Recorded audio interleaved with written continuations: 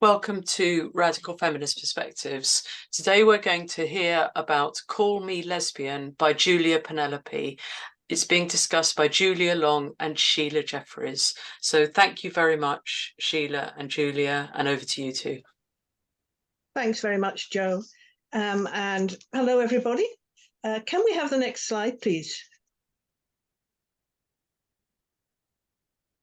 This is Julia Penelope. What's interesting is there's only a couple of photos of her online at all to find, and I think it's because she told everyone she was leaving feminism, leaving the movement in 1992. It was before the days of the internet. There's really not much in the way of photographs online.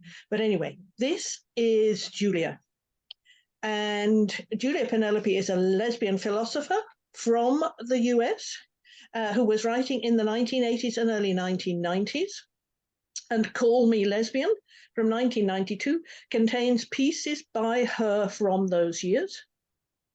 In 1994, she announced that she was leaving the feminist movement because of the way she'd been bullied and traduced in relation to her book after this one, which was the anthology called Lesbian Culture from 1993.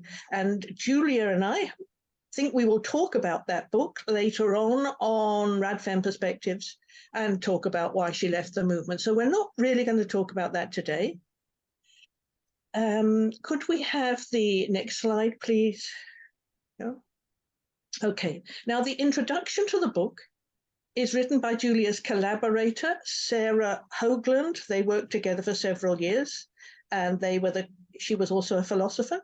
They were the co-editors of the anthology for lesbians only. And Sarah wrote the book Lesbian Ethics, which I think we have not yet discussed here.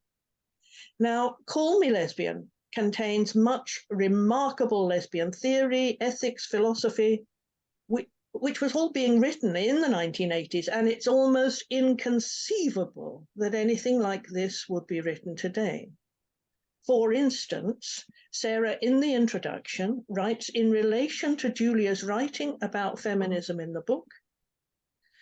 So much of it has to do with heterosexual women trying to get a better deal with men. Lived and practiced feminism has been a constant source of pain for so many lesbians because of heterosexual women's continued loyalty to men.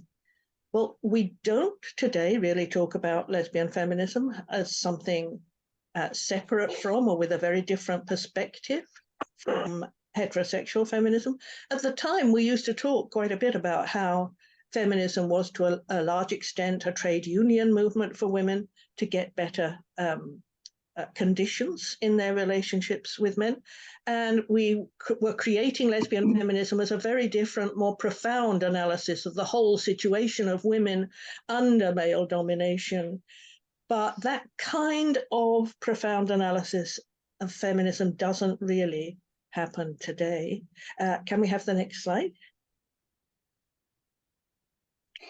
Now, the first piece in the book, which is called Whose Past Are We Reclaiming, was first published in the journal Common Lives, Lesbian Lives in 1984. And it's about the campaign in the US in the 1980s to, as many lesbians called it, reclaim butch and femme, that is lesbian role-playing. In the 1980s, in the US, there was a movement to celebrate role-playing, and it was promoted in poetry, erotica, work of supposed history and theory. And I was horrified by it, because, of course, I'd come into a movement like Julia Penelope did, which was about equality, profoundly committed to equality. And I wrote a piece in the UK in 1987 called Butch and Femme Now and Then, explaining what lesbian role-playing had been like in history, how dreadful it was that it was being reclaimed, but it being reclaimed in a very different form in the 1980s. Specifically, I argued, a form of a mild Sado-masochism, as the pornography of role-playing showed. There were lots of anthologies of role-playing being written in the 1990s, which were mostly simply erotica. So I was very, very pleased to discover the work of Julia Penelope, which I used on this topic. And she was obviously as horrified as I was and had personal history of being butch in her past to illustrate why it was such a problem. So she says, since the 1970s, lesbians have heard much about the desirability of reclaiming the labels butch and femme and the role behaviors associated with them. Those labels bring in their wake specific modes of relating among lesbians and ways of identifying and comporting ourselves in the world that some of us have abandoned with relief. I cannot remain silent about my own experience as a butch and the damage that role caused. Now, what's important about and what's significant about the way Julia writes is she describes with a fierce honesty, which she continues throughout this chapter and all her work, about her experiences in the 1950s when she was what was called a stone butch. She discusses and criticizes lesbian sexual practice in this chapter in great detail in a way that certainly does not take place now. We used to talk about sexual feelings, how they related to politics, how we could change them. All of these things were absolutely discussed in the early 1980s. So can we have the next slide, Jo? So she says, the impulse to revive the labels and inject some political respectability into their usage, however belatedly, by talking about gut feelings, intuition, and power, is the lesbian manifestation of the contemporary right-wing backlash, further encouraged by 50s nostalgia. So she was extremely critical about what was going on, particularly about the idea of gut feelings. Lesbians would simply say, I feel like a butch, I feel like a femme, and so that's who I am. They're actually talking about Sado-masochism, feelings of power, powerlessness, and so on in relation to sexuality, mostly. And she absolutely rejects that language. Could I have the next slide, Jo? Now, she says, very forcefully, everything we believe, we've learned from the heteropatriarchy, every single bit of it. We have no experiences to call our own. Could you take that one off for now, Jo? Now, this was very radical, but it represents the huge social transformation. I think we've got the wrong person on, but never mind. The huge social transformation that was at the heart of the women's liberation movement and lesbian feminism at that time. I mean, feminism today mostly accepts that things like beauty practices, for instance, are just natural. The profound analysis and rejection of what we now call gender has disappeared, and is often seen now as being woman-hating if you are critical. So you're not supposed to be critical about such things. Now, Julia was what was known in the 1950s as a stone butch. Could we have the next slide, Jo?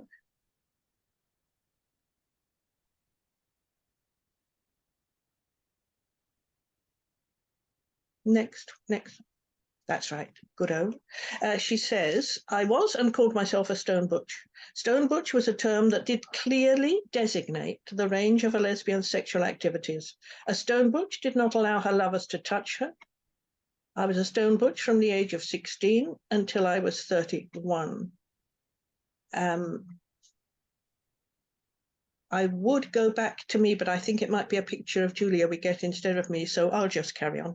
Now, the stone butchness... Sheila, just the pictures are actually, you might be seeing different pictures, but the picture is of you when you're speaking, okay. And it is of Julia when she's speaking. It's just maybe it isn't showing that to you. Okay, that's fine. Yeah. Okay, now, Julia's stone butchness, as she describes it, included all the other characteristics typical of the 1950s masculinity. For instance, she talks about things such as an inability to cry, and doing a kind of chivalry in which butches were supposed to open doors for femmes and buy their drinks. It was a kind of religious imitation of traditional masculinity. And what enabled Julia to abandon all of this in the early 70s was the transformative women's liberation movement that she found at that time. I do think that now that there's a revival of butch, and many lesbians are using this term to describe themselves, they might have a different idea of what it was about. But certainly in the anthologies of the 1980s, it covered such things as butches were good at dealing with spiders in the house, so the femme would call the butch to get a spider out of the house and that kind of thing. So it was a very, very religious imitation of traditional masculinity. And of course, sexually and extremely unsatisfying, because if a butch allowed herself to be touched, she'd lose her power. So it was about power and keeping power and losing power. And that's how it was seen in the lesbian community at the time. And if a lesbian who was supposed to be a stone butch, allowed another woman to touch her, then in the lesbian community, she was said to have been turned.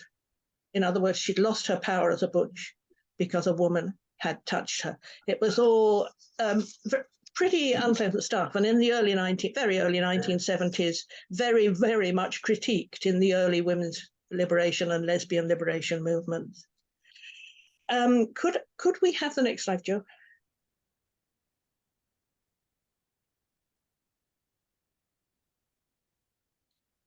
Thank you. So Julia says that in 1972, she discovered being a gay liberation, really, that allowed her to be a different kind of lesbian, and then discovered feminism. And she credits feminism, the feminism of the time, with so much. And she says the radical feminism that supported lesbianism and celibacy rather than heterosexuality, that named men as the oppressors of all women, that declared that the personal is political, was the feminism that freed me, because radical feminist analysis said that the butch femme roles were models, imitations of heterosexual relationships. I could begin to think of myself and my sexuality in ways that had been impossible for 20 years of my life. And this morning, I've just been going out to get the paper, walking back, thinking about what an extraordinary experience we had with feminism and lesbian feminism in the 70s and early 80s. It was absolutely transformative for so many women, because it went absolutely to the root of lesbianism, heterosexuality, sexuality, how we felt about ourselves, all of our feelings. So many women's lives were completely transformed by it. Now that's generally, and it was so hopeful, such a hopeful time. We thought we could change the whole world through these transformations we were making in our lives. It's not really like that today. The feminism of today tends to be, sort of activism based around certain issues, legislation, or what's happening in schools or whatever. This extraordinary transformation is not really being talked about now. It's not really being seen as a possibility now. Now, one of the things that is the result of this, I think, is that using the term butch today to describe themselves is very much accepted, even amongst some women who would call themselves lesbian feminists. Not the term femme, though. That's still largely seen as insulting. You don't want to get turned and made into a femme, which is a subordinate. So there are women who call themselves butch, but there aren't really women who call themselves femme. So aspects of role-playing have been dropped, and women who see themselves as butch may indeed these days have relationships with each other instead of only with femmes. So the reclaiming that happened in the 1980s, though, eliminated the feminist critique, and it created a possibility for lesbians in a new generation to see butch as a positive term. I do think that Julia was probably horrified as she saw this development taking place, but she was no longer writing lesbian feminist theory in the 2000s. In the 1970s and 80s, it was common for women, and Julia did this, who had been raped in childhood, to join what were called incest survivors groups. to discuss their experience and get the help of their sisters in recovering. So can we have the next slide, Jo? So Julia makes it clear how very important this was to her. My participation in an incest survivors group opened up deeper areas of my sexual dysfunction, coming to terms with the ways my lesbian experience, my incest experiences distorted and atrophied my sexual and emotional responses. And there were lesbian survivors groups, incest survivors groups rather, at that time. What happened later was that as Sado-masochism built as a movement in the 1980s, these incest survivor groups pretty much died out, and we got women talking about how sadomasochism really helped them to have sexual responses because they were incest survivors. So it was a very big change in politics. Can I have the next slide? So she says that going to the incest survivors group really helped her. I learned that my intense feelings when I make love, that combination of heat, strength, elation, and euphoria that swells up in me and fills my body is joy. What I'm experiencing is joy, not power. And I think it's terrific the way she talks about this extraordinary transformation. Nobody's really talking about transformation of this kind now. And I love the idea of aiming for joy. I mean, joy is absolutely, splendidly what sex should be about. So in the 1980s, as the sadomasochist movement among lesbians became influential, I can remember speaking at a conference when a young woman in the audience stood up and said, I'm an incest survivor. Sadomasochism really helps me break down the wall from my sexual feelings. It really helps me. And I found that very difficult. There was a real change, a ripple of change happening as women moved into sadomasochism instead of incest survivors groups to try and deal with the damage that has been done to them.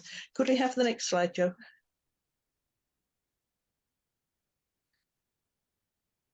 I think, no, that's not my slide. Can we bring that one down for a moment? Let's take that one off. Okay, so what, I don't have a slide for this, but what happens in the next chapter discusses what makes a lesbian. Is it innate? Is it socially constructed? And what I find very puzzling there is that Julia does say, I do believe that my own lesbianism is innate. I was born a lesbian. And the problem with that, of course, is that it's a bit contradictory. She said absolutely everything is socially constructed. And then she suddenly says, no, she was born a lesbian, not made. And of course, I don't agree with her about this.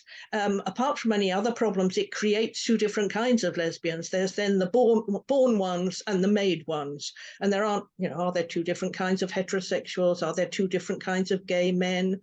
I don't think that's necessarily the case. But so I find it puzzling and contradictory that she does, I was born a lesbian, whereas she's made it very, very clear that all her most extraordinarily personal and profound feelings otherwise have definitely been socially constructed. So that's a puzzle.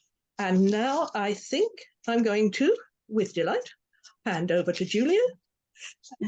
Thank you, Sheila. Thank you so much for that. I found that such a brilliant introduction to the book and to that chapter in particular. Can I just double check? Can everyone hear me okay? Because I did have problems with the internet connection here. Is it? You can hear me okay? Yeah. Okay, jolly good. Hello everyone. Good morning if you're in the same time zone as me. Before I start, I would just want to give a little disclaimer. I'm really having problems with reading at the moment because I had cataract surgery on one eye, and 2 months later I'm still waiting for the surgery for the second eye, and it means that whilst I have amazing distance vision that I can't remember ever having before in my life, in my left eye, I can't actually really read with either eye, and I thought by the time we were doing this this session that I would be able to, so I might be a little bit slow. I've got the I've got my slides up in large print here, but I might be a bit slow going from slides, and particularly when I want to try and read from the text. So please bear with me. So I really appreciated some of the points that you made there, Sheila, in regard to some of the qualities of Julia Penelope's writing that I think are so important and so brilliant. And you mentioned her fierce honesty, and that's what I really love about so much of this book, that she, in many of the chapters, she begins from her own direct experience, things that she's experienced, things that she's observed, sometimes within the lesbian or lesbian feminist community. And then she develops and explores and analyzes those experiences in a way that with this unflinching honesty and I think just such a brilliance of her intellect and her analytical powers. And another thing that I really appreciate is her attention to language, and in the chapters that I'm going to be talking about, which are really the middle chapters of the book, the lesbian perspective, the chapter on women only and lesbian only spaces, and then the chapter on horizontal hostility. In a couple of those chapters, she goes back to the question of language as a way out of some of the difficulties and what she terms like dis-eases that she observes going on. The other thing that you mentioned that I find such a quality of her work is this sort of transformative quality. And I think particularly in this chapter, the lesbian perspective, what I really enjoyed about it is there's a lot of movement in the chapter from her, the kind of assertion that she makes at the beginning about this idea of the lesbian perspective. And then as she goes through the chapter, it really opens up a huge sense of possibility through that analysis and through the questions that she opens up. And I do agree with what you were saying there, Sheila, that I really don't see this kind of work being done at the moment. I think we're certainly in this country, it's a bit like we're sort of horses with blinkers at the moment that are just very fixated on sort of certain political, very literally political goals, very sort of, goals around legislation and things like that, without that broader potential for transformation. And I think that's why I've so enjoyed returning to this book. So let's get started on chapter 3 then. Jo, could I have the slide, please?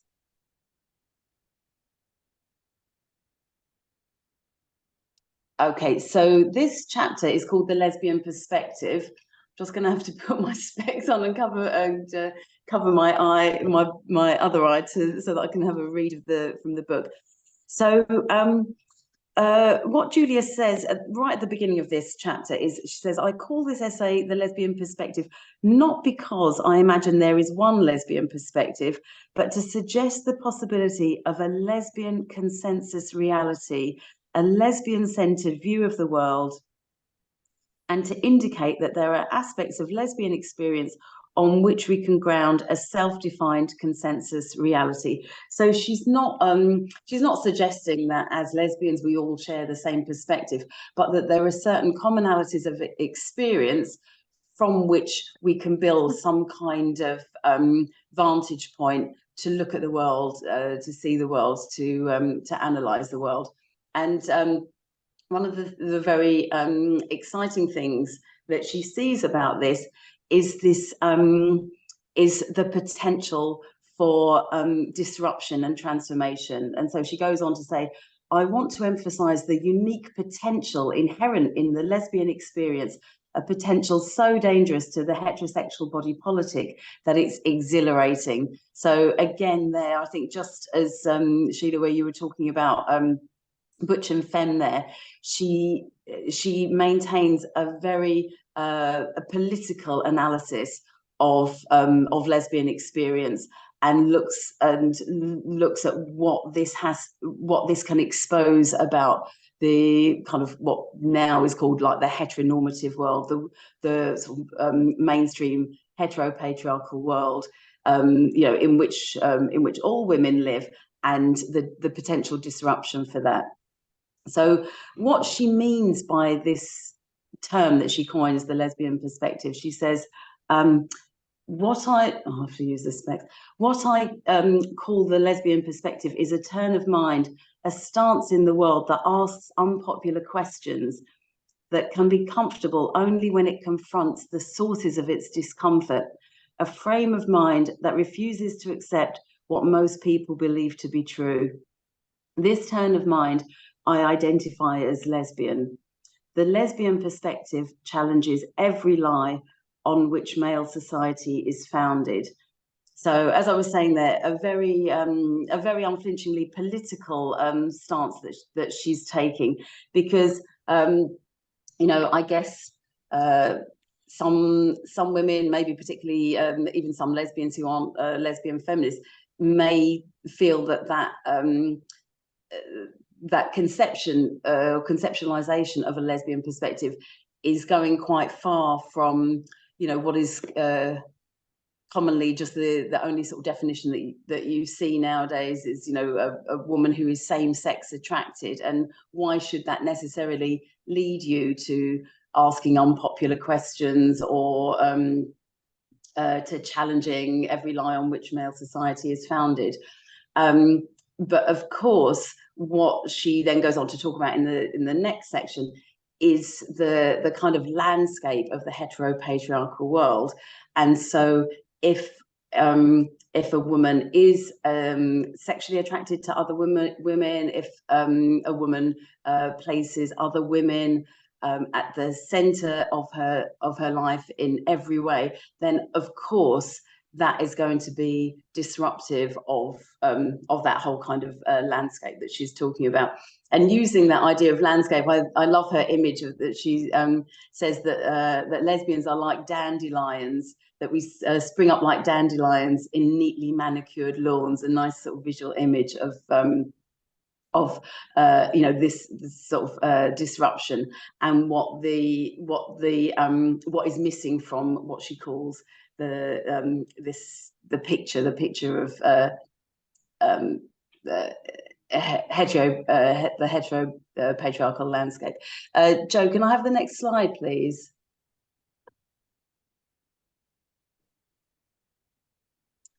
Okay, so just to take you through the chapter and see how she develops her analysis. So she begins with, as I've just said, with a section saying what's wrong with picture, and what lesbians and lesbian experiences illuminate as being wrong with the picture, what is missing from the picture of heteropatriarchy. I should say one thing that struck me as I was reading the chapter was that it is very much, I felt it was very much coming from the time and place in which it was written.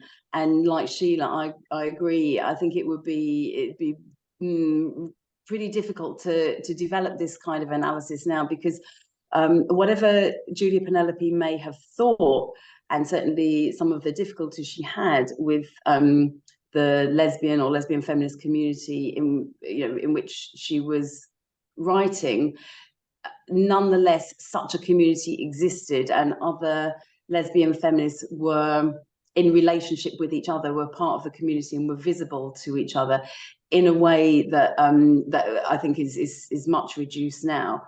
And it struck me that when she was talking about developing this consensus reality, obviously now we find ourselves in this kind of surreal situation where a lot of lesbians who consider themselves to be part of the broader, you know, LGBTQ plus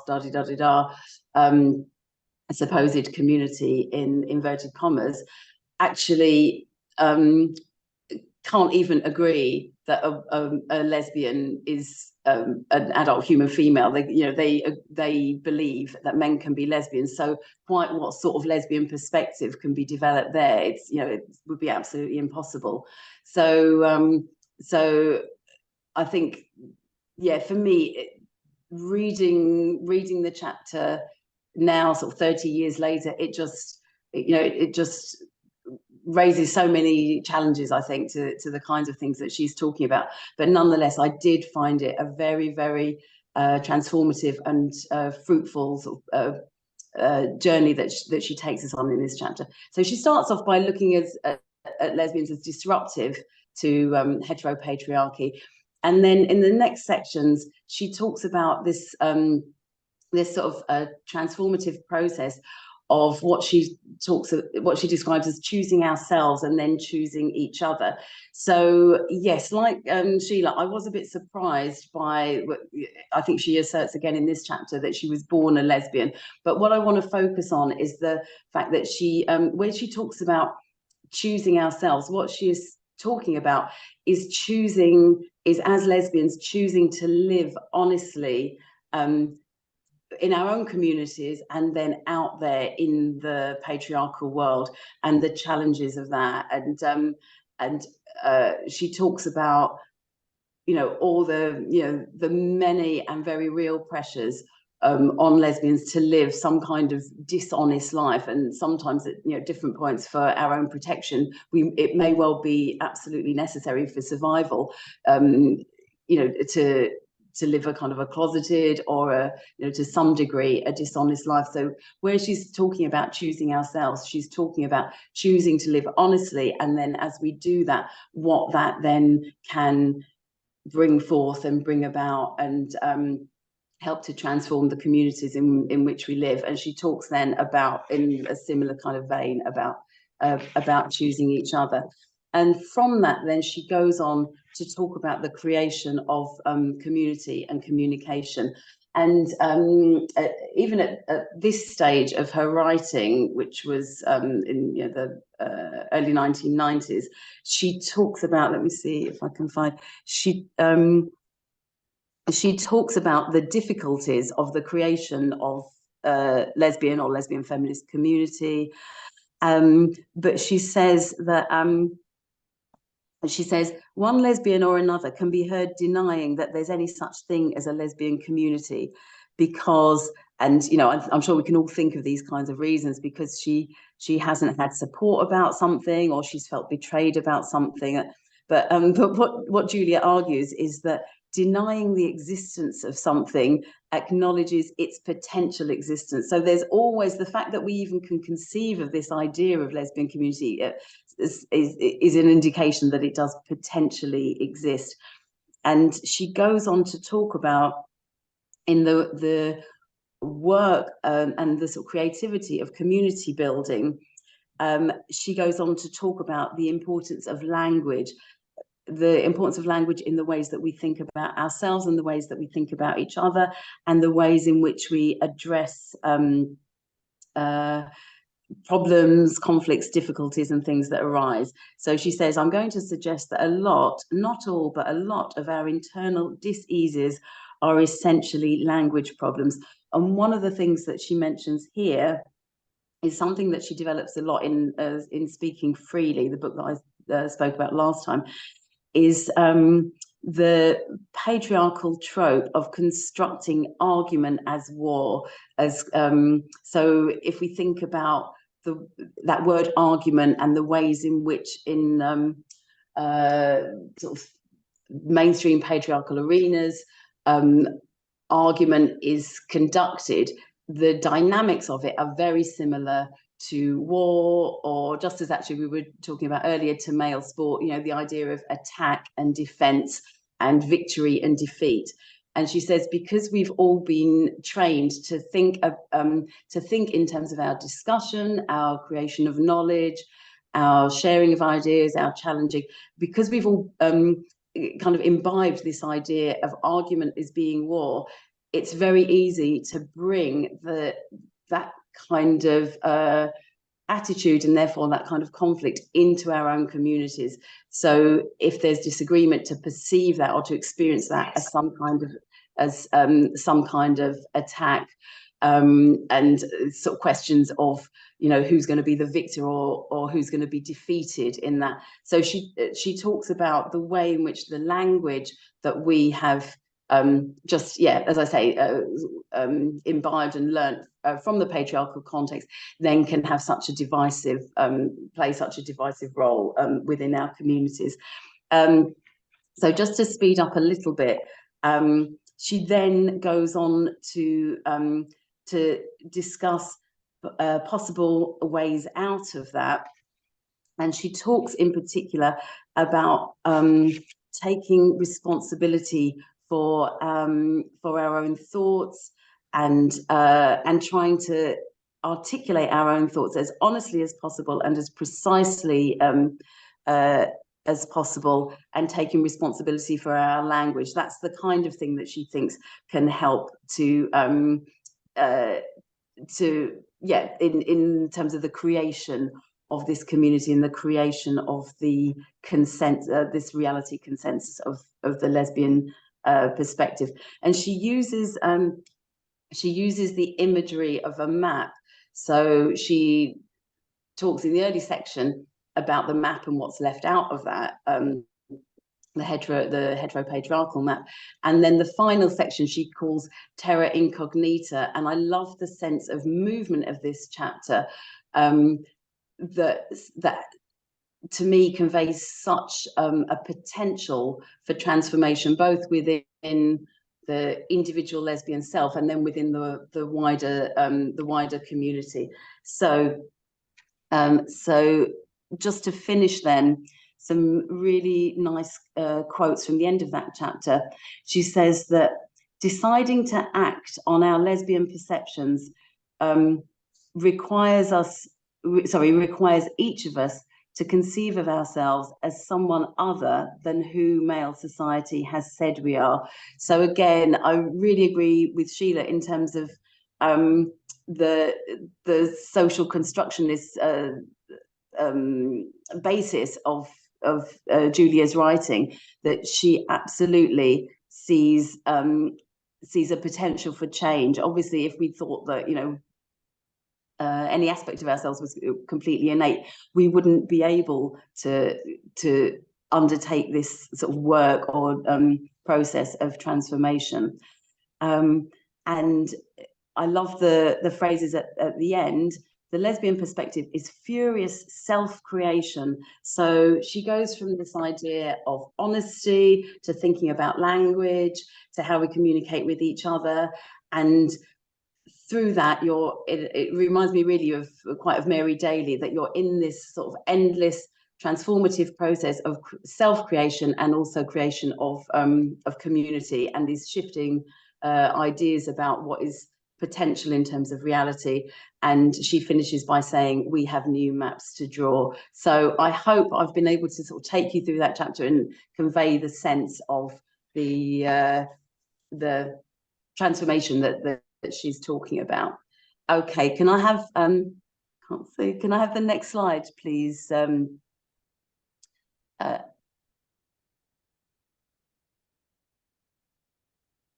Yeah, okay, I'll maybe try and speed up a little bit. For the women and lesbian only spaces chapter, again, I thought was really relevant to our current situation, because obviously at the moment almost all of our concerns around women only space, we sort of maybe hear or talk less about lesbian only spaces, but certainly the question of women only space is that we perceive, and rightly perceive, the threat to women only spaces and lesbian only spaces is men who pretend to be women and pretend to be lesbians. So there's a lot of discussion, and what strikes me, there's a lot of discussion and kind of mobilization about these, including from women, from maybe socialist feminists or women with no particular sort of feminist background, who on the whole, I would say up until this point, have probably had not very much to say about women only spaces and lesbian only spaces, because I think there weren't that many of us who were really advocating their importance and insisting on how important they were. Certainly through the early 2000s, up until Sheila and I and some other women did the RadFem 2012 conference in London. Certainly in this country, my experience of feminist activism was very much, there was a whole generation of younger women, mainly heterosexual women, who were adamant that men had to be involved in feminism, because otherwise how was anything going to change if they weren't involved? That was the kind of logic or illogic that that they were using there. And I really don't see the kinds of socialist feminists now who've become very emphatic about the importance of women-only spaces. I really didn't see them championing women-only spaces then. So what I think is really important about this chapter is to get a sense of the history of the ongoing attempts to discredit, to violate the boundaries of women-only and lesbian-only spaces. And whilst we have a particularly heinous and glaring example of that in terms of men pretending to be women, it's certainly not the first one, and it's certainly not the only one. So, so again, when Julia was writing this chapter, it was before certainly there had been men pretending to be women who would be violating women's spaces at that point, but nothing like it is now. It hadn't become this real onslaught that it is now. So anyway, she gives some examples at the beginning of the chapter of what she terms intrusions and infiltrations. I won't list all of them, but the one that she focuses on particularly that I'm very interested to look at is the whole issue of mothers with sons who insisted, and perhaps still do, insist on violating women-only spaces by bringing their sons into those. And she gives some examples of that. So just to begin then, she says that attempts to discredit, disrupt and destroy lesbian and women-only spaces have persisted since lesbians began establishing spaces and insisting upon our right to them.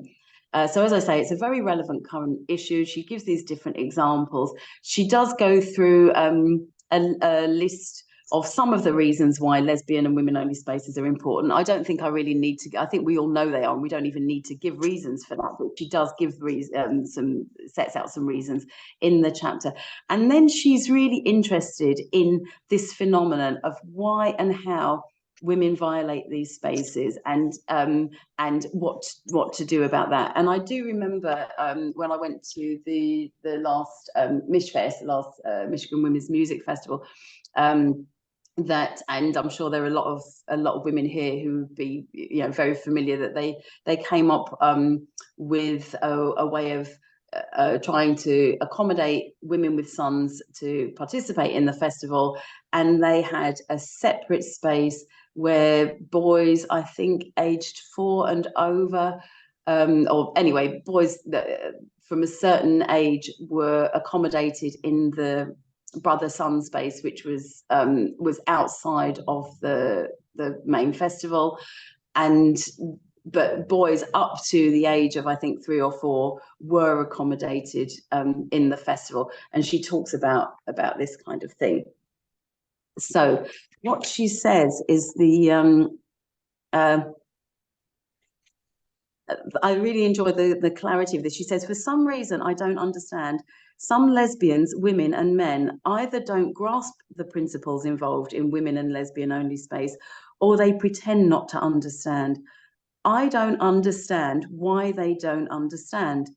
I've thought the ideas were easily grasped, and the labels we use to describe them were literally interpreted.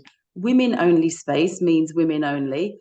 Lesbians only space means lesbians only. There is no ambiguity in either phrase. Sons are by definition inherently male, otherwise they would be daughters. Where then is the problem? Why is the concept of female only space so difficult to entertain and so frequently challenged? So can I have the next slide, please? Please, Jo.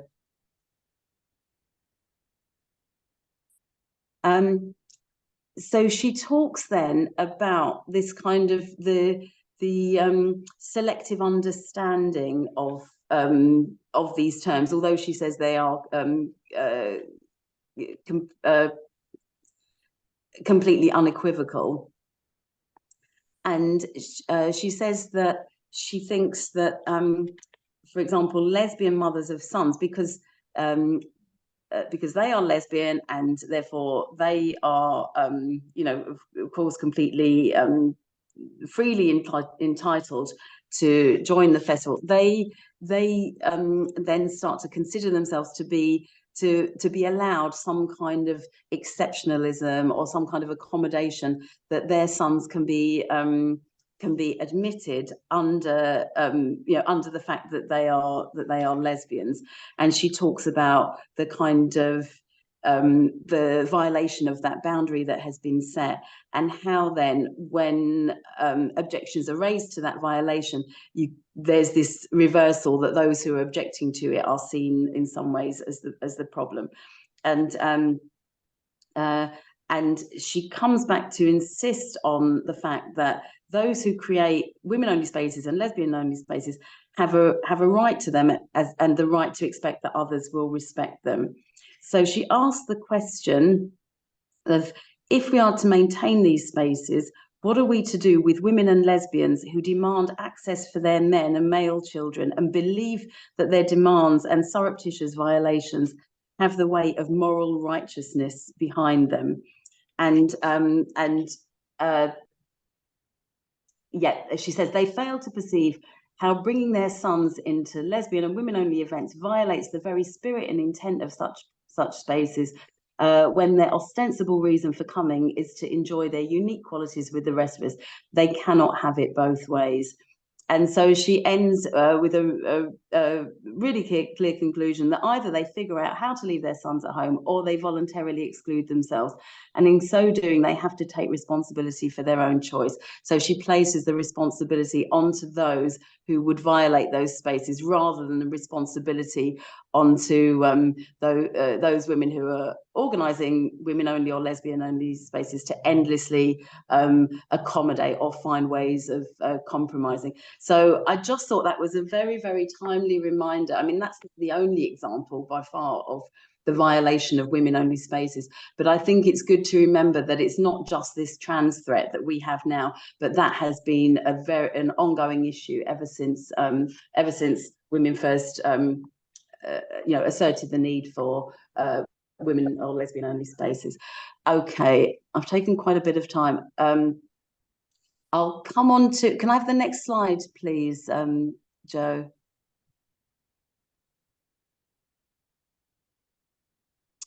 Okay, I'll go quite quickly through this slide, because I know Sheila wanted to come back with one of the later chapters.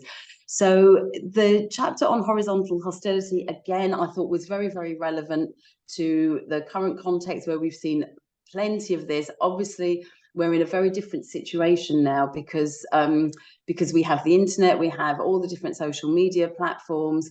And so horizontal hostility, whereas once upon a time it might have been manifest in groups and not necessarily gone that much outside of particular groups, now things can be played out, you know, in the public domain, and the kinds of things that she talks about, the name calling, the sort of myths and fictions that can be very, very easily spread by some women about other women, can take on, you know, such a life of their own, that it's very, very hard to deal with.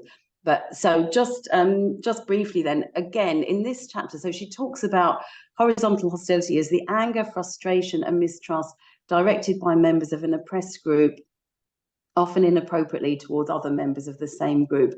But she then goes on to talk particularly about the issues of control, and I think that's a really critical aspect of it, that often with horizontal hostility, it's about trying to control the narrative, or trying to control what can be said, because she says that this fear of horizontal hostility keeps us silent. So it actually serves to keep keep certain ideas, certain perspectives out of the picture.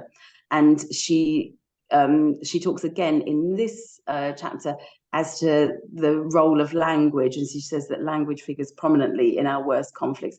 And the part that I think is particularly useful in this chapter is what she says about name calling. Can I have the next slide? Can I have the next slide, please, Joe? So this is something I think we have seen a lot of in recent years, and she's very clear in identifying name calling as a kind of power play, because if we think about what name calling does, rather than challenging someone's ideas, if we actually resort to calling them names, and I'm very struck by the names that she talks about in this chapter, like Nazi and racist, and you know, all these kinds of things are very much the kinds of names that we see now being slung around. And just as that term mudslinging suggests, it's about trying to discredit the person that you're calling the name. She says, name calling is a power play. Name calling is nothing less than verbal abuse. I think Claudia Card was correct when she pointed to the desire to control others as its source. And so I haven't really got time to outline the arguments that she makes in the whole chapter.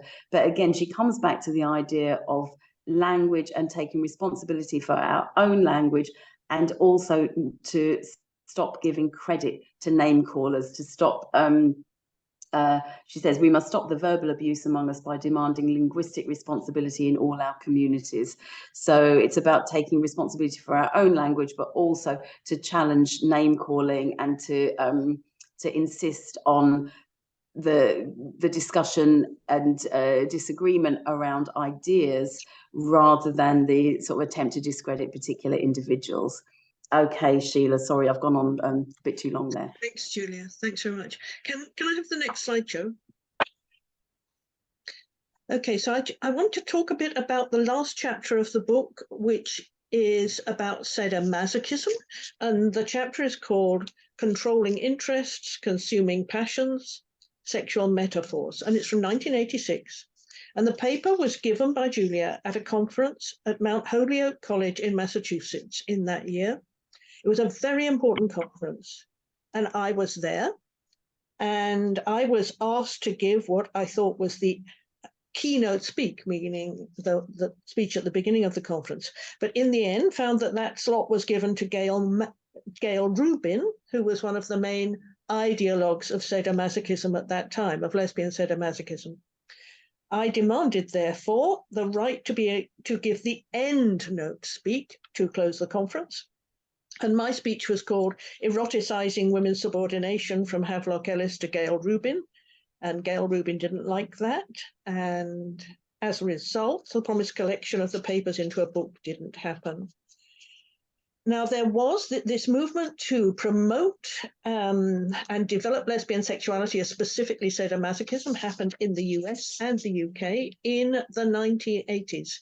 And the promoters, like Gail Rubin, said that lesbian sadomasochists had a much more exciting sexuality. And it was innate, of course, and it was much more exciting than what gay men called vanilla sex, i.e. egalitarian. And in just a few years, the sadomasochist movement eliminated the struggle for a sexuality of equality, which was seen as silly and boring. And the conflict between the sadomasochists and the lesbian feminists was called at the time the sex wars. It was huge, and it broke many of our hearts, and I think it was a huge contributor to the decline and destruction of lesbian feminism at the time. So this is Julia Penelope talking about it. She says the debate, now often referred to as the sex wars, started when sadomasochists claimed that sadomasochism was the avant-garde of the sexual revolution and defined their ideology as feminist, thereby equating the politics of feminism with the Playboy, penthouse, hustler, screw sexual revolution. So in other words, it was just ordinary male sexuality transformed into a form suitable for the subordinate class of women. She says that feminists said that sadomasochism and sexuality is constructed by the heteropatriarchal values and assumption that feminism seeks to eradicate. So it's simply the heteropatriarchy in operation. Could we have the Next slide. Now, lesbian sadomasochism was, at that time, to a great extent, the product of the development of what was called lesbian erotica, which was part of the pornographic revolution happening at that time. And it was created, lesbian erotica, in the mid-1980s as an outreach of the pornography industry by lesbians who had been prostituted and used in porn in the sex industry. And Julia describes it thus: the sadomasochist writing called lesbian erotica reads exactly like male pornography, and the lack of difference in vocabulary, style, and tone cannot be attributed to a failure of imagination. Lesbian and male pornography cannot be distinguished because they're identical. And she explains that the sadomasochism was exciting for lesbians who had been raped in childhood. Can we have the next slide? I'll be dealing with my childhood experiences until I die, and I wouldn't wish that ever on another child. I know the barrier or wall so often described in the literature of sadomasochism. I know what it feels like. I know how frustrating it is to breach that wall.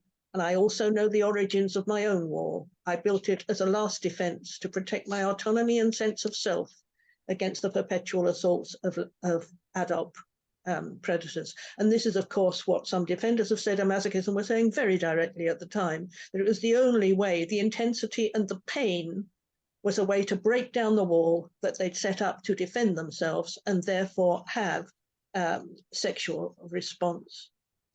And I think the last slide, Joe, can I have that? It's just an example of how Julia deals with language. She says, in sadomasochist writing, there's a lot of talk about fucking another female and a desire to be fucked. It's no accident that the English word fuck is cognate with the Latin for pugnare, to fight. The emotional charge of the word in sadomasochism derives from its association with fighting, struggling, resistance, conquest, and violence. I think it is a very, very terrible word, and I don't usually use it, but it's hard when it's written down here not to read it out. Normally, I would just do the letters, because the word has such hatred behind it, such sexual hatred behind it, that it's not a word that I think can be reclaimed or reasonably used. But from the 1970s onward, as a result of the sexual revolution, the language of what I call men's hatred of women has come back into being something reasonable and okay to use. I don't think that is the case. Anyway, let's leave that for a moment, because we're almost at the end, and just say, do we have any sort of summing up statements about today? What do you think, Julia? What are your overall thoughts about this book? And I think I talked for too long, so I don't really want to say too much more now.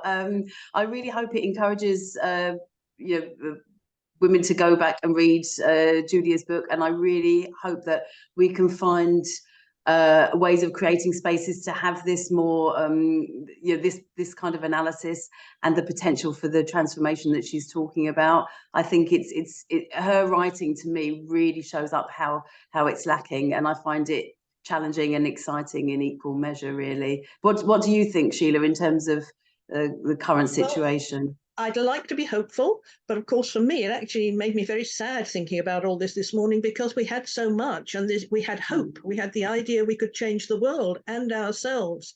And it was an extraordinary time, the 70s and early 80s. And it's very difficult to accept that we really don't have that now. I mean, as you say, Julia's ideas came out of a time when we had lesbian community. We had lesbian politics, lesbian feminism, lesbian community, huge numbers of lesbian feminist conferences in the year, lesbian groups in every town and city across the US and across the UK, all dedicated to creating equal relationships, not butch and femme, egalitarian sexuality. We had all of that, and we don't have any of that anymore, any of it at all. We have a very pale imitation of what is feminism, which is extremely superficial. So though I really, really wish that we could change things and that, this transformation would begin again, at the moment, there isn't really any sign of that. So unfortunately, it makes me a bit sad, but that's it. We've got this. We've got something else. I think let's not underestimate what you and everyone at WDI is doing. I do think we've got little pockets of it, and I think there is always that potential. And yeah, certainly when I have any kind of conversations along these lines with women, there's always such huge excitement. You know, we've got some you know, mutual friends that we've just met recently who are so excited about all of this. So I don't know, I do think even if the wider movement doesn't come with us, I think there is some sort of potential there, Sheila. Not least because of yourself, obviously. And yes, I do. I meet some young women who are younger, not young, who are excited about these ideas. I do. And can I just say to the person in the chat who's saying, are there copies of the book? We did put a link on here, Georgia did, and you can find the book online. So I think if you're not finding it now, yes, Georgia's doing it again for everybody. Thank you very much. Anyway, it's been delightful to talk with you, and I think we'll have to sign off now. Okay. Thanks. Thank you, Sheila. Thanks, everybody.